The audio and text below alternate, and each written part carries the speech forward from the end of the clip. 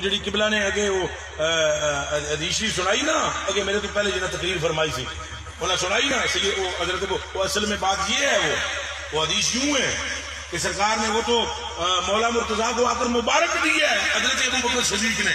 مبارک دی ہے کہ آپ کو مبارک ہو کہ نبی پاک سے میں نے سنا ہے کہ کسی بندے کے لیے لا یجوز احد،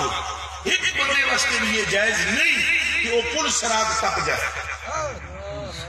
کہ ٹپ جائے، ایک بندہ بھی پل صراط کو پار نہیں کر سکتا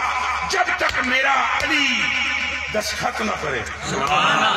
اللہ، اللہ اکبر، سمجھ میں بات آئی ہے؟ پل پار نہیں کر سکتا جب تک میرا علی نہ اجازت دے۔ یہ راوی کا نام صدیق اکبر ہے، آپ تیرا کیا خوش ہوا؟ یہ راوی کا نام صدیق ہے۔ جدو مولا علی نے گل سن لئی انہوں نے علاؤ بشرک یا ابا بکر،